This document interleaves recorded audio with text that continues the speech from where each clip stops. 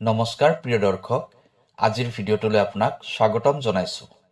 আজি আমি কথা পাতিম 2025 চনৰ পৰা 2050 চনলৈ কোনকেইটা ৰাশি সকলোতকৈ ভাগ্যশালী ৰাশি হ'ব। এই ৰাশিকেইটাই পৃথিৱীত ৰাজত্ব চলাব। এওঁলোকৰ ভাগ্য দিনে দিনে উন্নতিৰ ফালে গতি কৰিব। মা লক্ষ্মীৰ আশীৰ্বাদত 12টা ৰাশিৰ ভিতৰত কেইটামান ৰাশিৰ ভাগ্য দ্ৰুতগতিত বৃদ্ধি হ'বলৈ গৈ আছে। হয়, আপুনি ঠিকেই শুনিছে।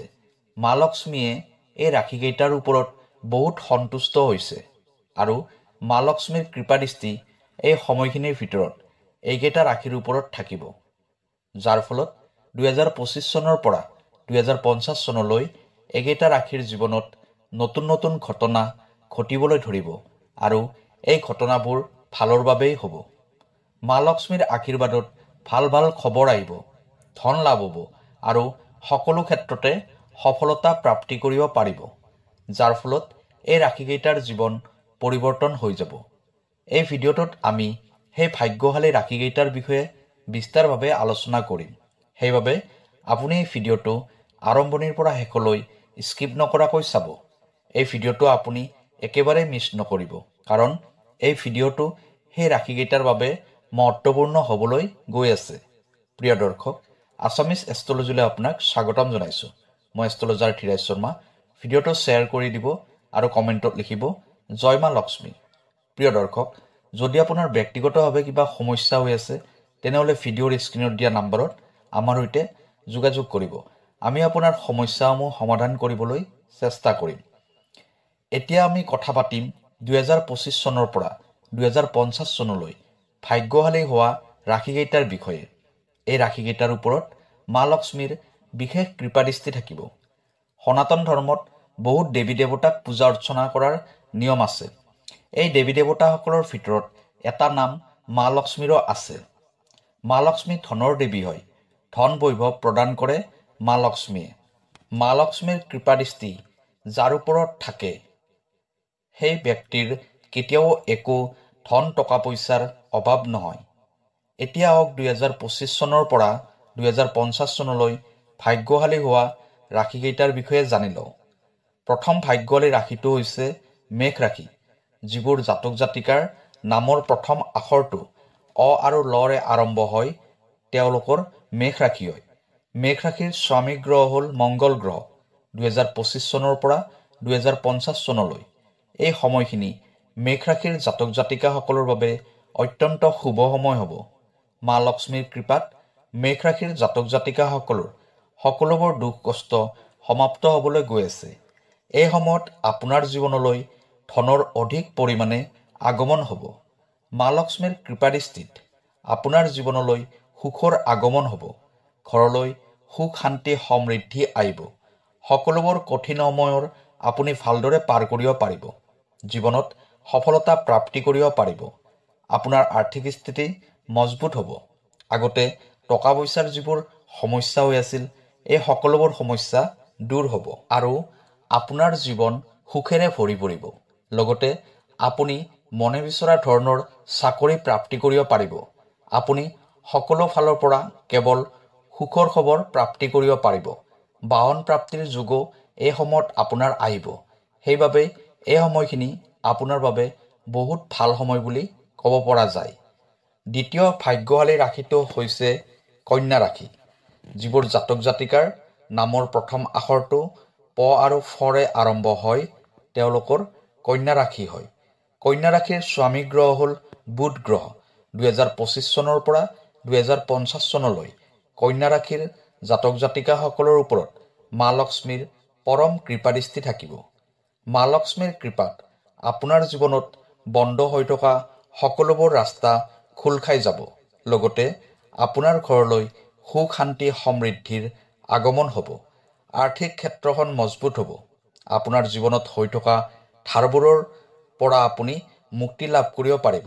লগতে আপুনি এই সময়খিনিৰ ভিতৰত যিকোনো নতুন কাম আৰম্ভ কৰিব পাৰিব, যাৰ ফলত আপোনাৰ আৰ্থিক স্থিতি বহুত মজবুত হ'ব। ঘৰ পৰিয়ালত সুখ শান্তিৰ বাতাবৰণ থাকিব।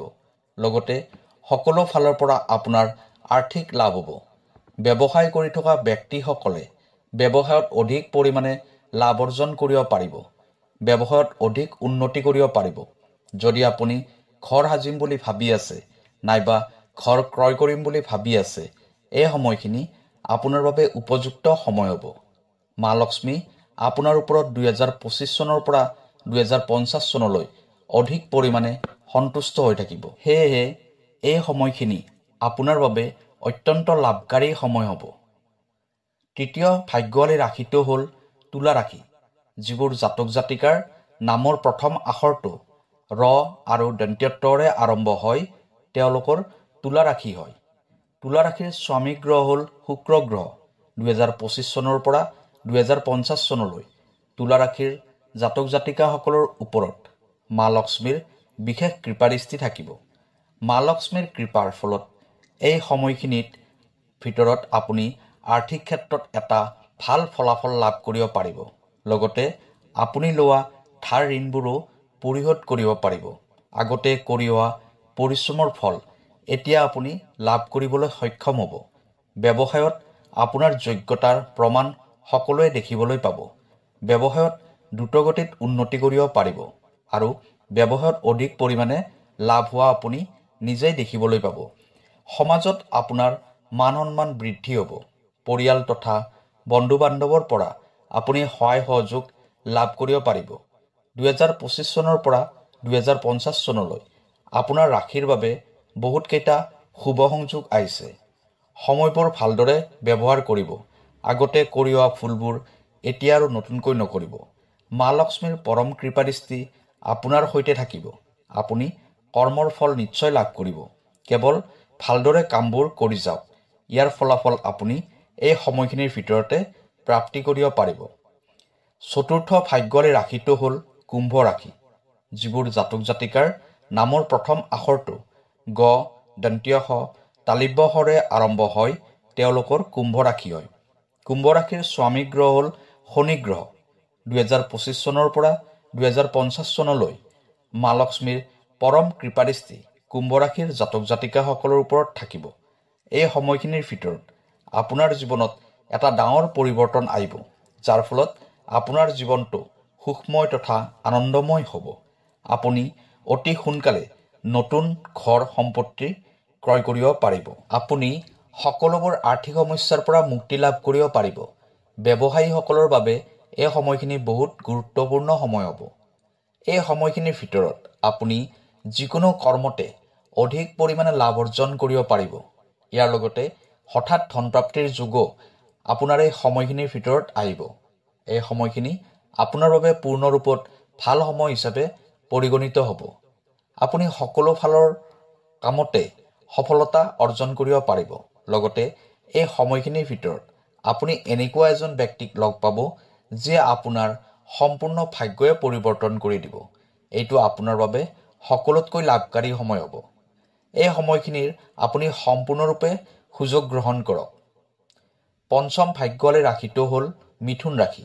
যিবোৰ জাতক জাতিকাৰ নামৰ প্ৰথম আখৰটো ক আৰু দ্বিতীয় স্বৰে আৰম্ভ হয়, তেওঁলোকৰ মিথুন ৰাশি হয়। মিথুন ৰাশিৰ স্বামী গ্ৰহ হ'ল বুধ গ্ৰহ। 2025 চনৰ পৰা 2050 চনলৈ মা লক্ষ্মীৰ বিশেষ কৃপাদৃষ্টি মিথুন ৰাশিৰ জাতক জাতিকাসকলৰ ওপৰত থাকিব। এই সময়খিনিৰ ভিতৰত আপোনাৰ বাবে বিভিন্ন ধৰণৰ সুখৰ বতৰা আহিব। এই সময়খিনি আপোনাৰ বাবে বহুত ভাল সময় হিচাপে পৰিগণিত হ'ব। মা লক্ষ্মীৰ কৃপাত আপোনাৰ জীৱনলৈ সুখ শান্তি তথা সমৃদ্ধি আহিব। যদি আপুনি ব্যৱসায় কৰি আছে, এই সময়খিনিৰ ভিতৰত অৰ্থাৎ 2025 চনৰ পৰা 2050 চনৰ ভিতৰত সকলোতকৈ অধিক সফলতা প্ৰাপ্তি কৰিব পাৰিব। লগতে এই সময়ত আপুনি মনে বিচৰা চাকৰি প্ৰাপ্তিৰো যোগ দেখা যায়। কাৰ্যক্ষেত্ৰত সফলতা অৰ্জন কৰিব পাৰিব। এতিয়া আপোনাৰ জীৱনত ডাঙৰ ডাঙৰ পৰিৱৰ্তন হোৱা দেখিবলৈ পাব। এইটো সময় আপোনাৰ বাবে মা লক্ষ্মীৰ কৃপাত উত্তম সময় হিচাপে পৰিগণিত হ'ব। সকলো ফালৰ পৰা সুখৰ বতৰা আহিব। সময়ৰ উপযুক্ত ব্যৱহাৰ কৰক। 6 নম্বৰ ভাগ্যৱালী ৰাশিটো হ'ল কৰ্কট ৰাশি। যিবোৰ জাতক জাতিকাৰ নামৰ প্ৰথম আখৰটো হ আৰু মূৰ্ধন্যৰ দৰে আৰম্ভ হয়, তেওঁলোকৰ কৰ্কট ৰাশি হয়। কৰ্কট ৰাশিৰ স্বামী গ্ৰহ হ'ল চন্দ্ৰ গ্ৰহ। 2025 চনৰ পৰা 2050 চনলৈ মা লক্ষ্মীৰ বিশেষ কৃপাদৃষ্টি কৰ্কট ৰাশিৰ জাতক জাতিকাসকলৰ ওপৰত থাকিব। এই সময়খিনি আপোনাৰ বাবে অত্যন্ত শুভ সময় হ'ব। চাকৰিৰ নতুন নতুন সুযোগ লাভ কৰিব পাৰিব। কম পৰিশ্ৰমতে এই সময়খিনিৰ ভিতৰত আপুনি চাকৰি প্ৰাপ্তি কৰিব পাৰিব। লগতে প্ৰেমৰ ক্ষেত্ৰতো আপুনি এটা ভাল ফল লাভ কৰিব পাৰিব। কাৰণ 2025 চনৰ পৰা 2050 চনলৈ মা লক্ষ্মীৰ পৰম কৃপাদৃষ্টি আপোনাৰ ওপৰত থাকিব। বৈবাহিক জীৱনটোও ভাল হ'ব। সকলো কামেই এই সময়ৰ ভিতৰত সফলতাপূৰ্ণভাৱে সম্পূৰ্ণ কৰিব পাৰিব। লগতে আপোনাৰ যদি ক'ৰবাত টকা পইচা ফচি আছে সেইটো আপুনি অতি সোনকালে প্ৰাপ্তি কৰিব পাৰিব। আৰ্থিক ক্ষেত্ৰত এটা ভাল সুযোগ পাব। অৰ্থনৈতিক দিশটো মজবুত হ'ব। সময়ৰ সম্পূৰ্ণ ব্যৱহাৰ কৰক। সময়ক হাতৰ পৰা যাব নিদিব। মা লক্ষ্মীৰ কৃপাদৃষ্টি সদায় আপোনাৰ লগত থাকিব। সপ্তম ভাগ্যশালী ৰাশিটো হৈছে মকৰ ৰাশি। যিবোৰ জাতক জাতিকাৰ নামৰ প্ৰথম আখৰটো বৰ্গীয় জ খৰে আৰম্ভ হয় তেওঁলোকৰ মকৰ ৰাশি হয়। মকৰ ৰাশিৰ স্বামী গ্ৰহ হ'ল শনি গ্ৰহ। 2025 চনৰ পৰা 2050 চনলৈ মা লক্ষ্মীৰ বিশেষ কৃপাদৃষ্টি মকৰ ৰাশিৰ জাতক জাতিকাসকলৰ ওপৰত থাকিব। আপুনি সকলোবোৰ কামতে সফলতা অৰ্জন কৰিব পাৰিব। সহকৰ্মীৰ পৰা আপুনি সকলো ক্ষেত্ৰতে সহায় সহযোগ পাব। আপোনাৰ ঘৰ পৰিয়ালত এটা হাঁহি ধেমালিৰ পৰিৱেশ থাকিব।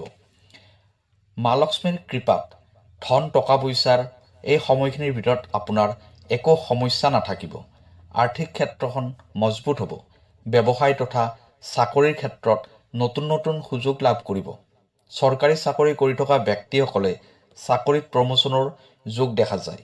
কাৰণ এই সময়খিনি আপোনাৰ বাবে অত্যন্ত শুভ সময় হ'বলৈ গৈ আছে। আপোনাৰ সকলো প্ৰকাৰৰ ইচ্ছা পূৰ্ণ হ'ব। সফলতাই আপোনাৰ ভৰি চুব। অষ্টম তথা অন্তিম ভাগ্যশালী ৰাশিটো হ'ল সিংহ ৰাশি। যিবোৰ জাতক জাতিকাৰ নামৰ প্ৰথম আখৰটো ম আৰু মূৰ্ধন্যৰে আৰম্ভ হয় তেওঁলোকৰ সিংহ ৰাশি হয়। সিংহ ৰাশিৰ স্বামী গ্ৰহ হ'ল ৰবি গ্ৰহ। 2025 চনৰ পৰা 2050 চনলৈ সিংহ ৰাশিৰ জাতক জাতিকাসকলৰ ওপৰত মা লক্ষ্মীৰ কৃপাদৃষ্টি থাকিব। আপোনাৰ আৰ্থিক স্থিতি মজবুত হ'ব। এই সময়খিনিৰ ভিতৰত আপোনাৰ ৰাশিৰ ওপৰত বহুতকেইটা যোগ আৰম্ভ হ'ব। সেইবাবে এই সময়খিনি আপোনাৰ বাবে বহুত উত্তম সময় হ'ব। আপোনাৰ এই সময়খিনিৰ ভিতৰত আপোনাৰ জীৱনলৈ এনেকুৱা এজন ব্যক্তিৰ আগমন হ'ব যিয়ে আপোনাৰ জীৱনটোৱে পৰিৱৰ্তন কৰি দিব। আপোনাৰ জীৱনত এতিয়া সকলোফালে কেৱল সুখ শান্তি সমৃদ্ধি আহিব। আপোনাৰ জীৱনত এতিয়া একো বস্তুৰে অভাৱ অনাটন নাথাকিব। মা লক্ষ্মীৰ কৃপাদৃষ্টি সকলোতকৈ অধিক আপোনাৰ ওপৰতে এতিয়া থাকিব। আপোনাৰ ভাগ্যত কিছুমান এনেকুৱা পৰিৱৰ্তন আহিব যাৰ দ্বাৰা আপুনি সকলোফালে কেৱল লাভ অৰ্জন কৰিব পাৰিব। লগতে বিদেশত গৈ আপুনি যিকোনো ব্যৱসায় আৰম্ভ কৰিব পাৰে নাইবা বিদেশত গৈ উচ্চ শিক্ষা লাভ কৰিব পাৰে। অৰ্থাৎ বিদেশত যোৱা আপোনাৰ সপোনবোৰ পূৰ্ণ হ'বলৈ গৈ আছে। কাৰণ এই সময়ত আপোনাৰ ভাগ্যই আপোনাক সম্পূৰ্ণৰূপে সহায় কৰিব। এই সময়খিনি আপোনাৰ বাবে বহুত ভাল সময় হ'ব। মা লক্ষ্মীৰ আশীৰ্বাদত 2025 চনৰ পৰা 2050 চনৰ ভিতৰত বিভিন্ন ধৰণৰ শুভ খবৰ আপুনি প্ৰাপ্তি কৰিব পাৰিব। প্ৰিয় দৰ্শক, এই 8টা ৰাশি 2025 চনৰ পৰা 2050 চনলৈ বহুত ভাগ্যশালী ৰাশি হ'ব। ভিডিঅ'টো কেনেকুৱা লাগিলে জনাব। কাইলৈ আকৌ লগ পাম। ধন্যবাদ।